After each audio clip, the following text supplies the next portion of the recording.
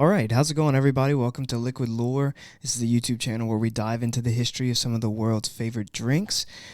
Our first episode today is going to be the Negroni. If you've never heard of the Negroni, it's an Italian cocktail. It's super popular all over Italy and has recently grown in popularity worldwide thanks to an increasing trend of aperitif-style drinks, or drinks that you would have prior to your meal to really whet your palate and open your stomach, get you really ready to enjoy the full meal at hand that's going to come a little bit later. Like many cocktails that were created before the World Wars, before Prohibition, the history is very convoluted. There's going to be two sides to this story.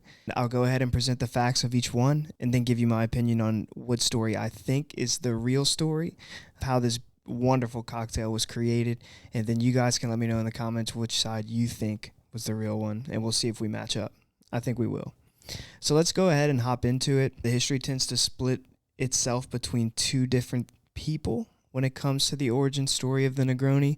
The first one we're going to talk about is Count Camillo Negroni. So in 1892, aboard the steamship Fulda, a Florentine named Count Camillo Negroni arrived in the United States via the port of Ellis Island. His title of a count is really up for debate still, as is any profession that he was said to hold.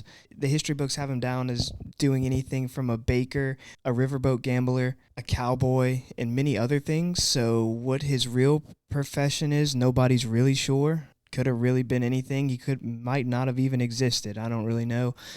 It seems like nobody really does, and you'll find that's a common trend in cocktail history as we move along in this channel and do more episodes. Very convoluted history is the thing that comes up a lot, but the stories are super interesting and fun. So let's continue with this one. His main claim to the Negroni goes like this. Count Camillo Negroni sat down at Cafe Cassoni with bartender Fosco Scarcelli, and he said, "I want Americano, but instead of soda in the Americano, I want you to sub it out with gin to make it a little bit stronger," and thus the Negroni was created. If you know how to create an Americano, it's basically soda water, Campari, and sweet vermouth. You mix those, and it's a little Americano, and it's in a highball glass. Think glass like a Mojito or a Tom Collins, or a glass like that one. Whereas the Negroni is typically served in a smaller glass. So once you sub that soda water out, it's going to be 1 ounce gin instead of soda water, 1 ounce Campari, and 1 ounce sweet vermouth. Thus, you have the Negroni. And that was the claim that Count Camillo Negroni said that happened at Cafe Cassoni. Very little evidence outside of this story exists to support Count Camillo's claim. There is a Florentine by the name of Luca Picchi who, in his book, On the Trail of the Count, The True Story of the Negroni Cocktail, he references this writing from 1920 where Francis Harper of Chelsea says, I'll read the quote directly. It says, "My dear Negroni, you say you can drink, smoke, and I'm sure laugh just as much as ever. I feel you are not much to be pitied. You must not take more than 20 Negronis in one day." Now, I'm not sure what the alcohol percentage of 20 Negronis are, but I don't think that should be a real concern. I mean, people shouldn't be down in 20 Negronis a day. Maybe he did. I don't know. If he did, maybe he's a fun guy to party with. Maybe I'd like to party with him. As you can see, his story isn't really a convincing one. There's not hard evidence to back up his claim that he was the one that got the bartender to change the Americano to the Negroni. There is a little bit more evidence in his favor that we'll cover later on, but let's go ahead and get to the next one. So the next one is General Pascal Negroni. So if just keeping our people in order, the first one that I just said is Count Camillo Negroni. That was the first story. Now we're moving on to General Pascal Negroni. And General Pascal Negroni, unlike the first guy, has an amazing life story, and I'll go into it a little bit more. His life story doesn't have too much to do with the Negroni history, but it's super interesting, so I'll just gloss over it, and then we'll come together in a second. So General Pascal has one really strong claim for him, and it's that one of his descendants, Noel Negroni, has been putting in the legwork to try to make sure that everybody knows General Pascal Negroni was the true creator of the Negroni and not Count Camillo Negroni. So General Pascal's ancestor Noel will be referenced a little bit later as well. He says that there is no Count Camillo Negroni in the family tree, and thus he probably wasn't a real person, since nobody can really verify anything about him.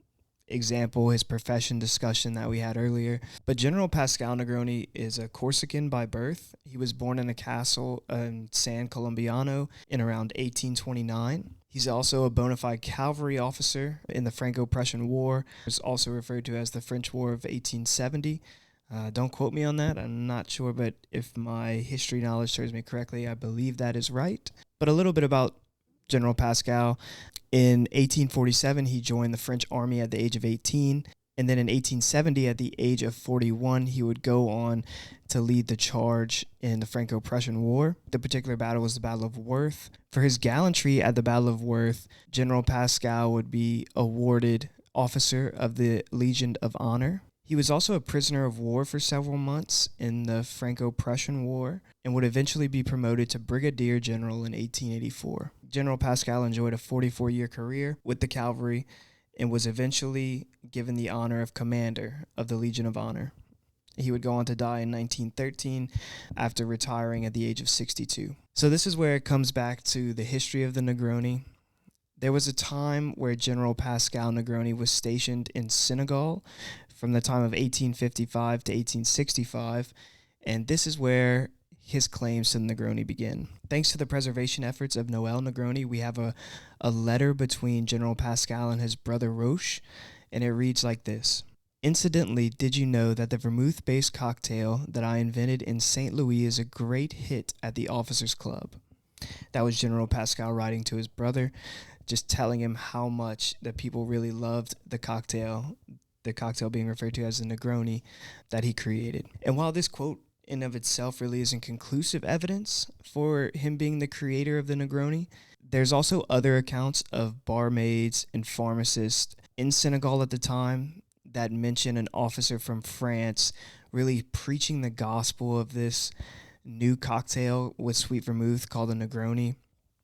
And the timeline matches up for those two, so that is probably the strongest piece of evidence he has. There's also rumor that the cocktail may have been invented as more of like a love letter between General Pascal and his wife to celebrate their anniversary. It's hard to say which story has less holes in it, which story is more conclusive.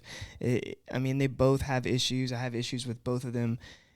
In my opinion, it does seem that General Pascal Negroni's story, the one where he was stationed in Senegal, tends to be rooted in facts a little bit more and rooted in history that we can really connect the dots to, whereas Count Camillo Negroni, we really have a hard time even coming up if he even existed.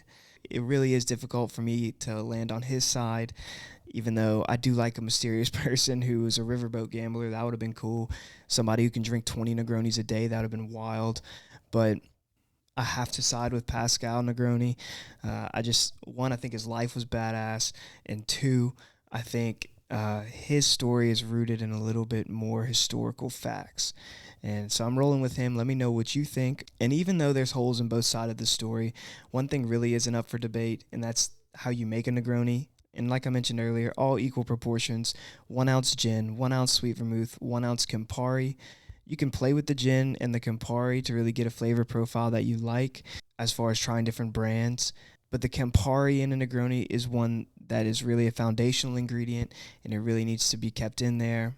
If you are having trouble with sipping the Negroni because it is a little bit more of a bitter cocktail thanks to that Campari, you can either knock down the Campari a little bit until you get used to it, or I know some people, and I know this is a sin in the bartending community, some people sub the Campari for Aperol to cut the bitterness and make it a little bit sweeter until they can make that transition into the Campari.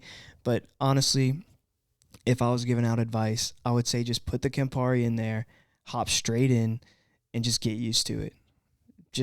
You might not like it at first. Just keep drinking. It's an acquired taste. I promise it's gonna grow on you, and you'll love it. The Negroni really is a cocktail that can be enjoyed year round. In the winter, in the colder months, you can sip it without ice, straight up. I would recommend a little orange peel, little on top, express the oils, drop it in, stir it around. It really is delicious in those winter months. And then it's also really good in the summer months when it's super hot out. Just put the Negroni over ice, same proportions. And then also with that orange peel, it really adds a lot to it. There's this one quote by Orson Welles when he's referring to Negroni that I like a lot. And I'm probably paraphrasing it, but it goes something like this. It goes, "The bitters are good for you. The gin is bad for your liver. They cancel each other out, so drink up." And I like that quote a lot. But to wrap up, I mean, you have two sides of the story here for the creation of the Negroni.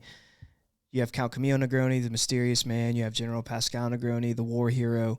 You can decide which one's which. Let me know in the comments. I'm sure recently you've heard of the Negroni Spagliato. We're going to go over that one. That one literally translates to wrong Negroni, but we'll cover that in a later episode. I also mentioned the Americano in this episode, where instead of the gin, use soda water, and we'll go over that one as well. I'm hoping to cover a lot of cocktails on this channel, so if you like the content, please think about subscribing. If not, that's cool too. So try a Negroni for me if you've never had one. If you have had one, let me know your favorite gin, favorite sweet vermouth combination. And I will catch you guys in the next one with another cocktail history episode. And I will see you guys soon. Cheers.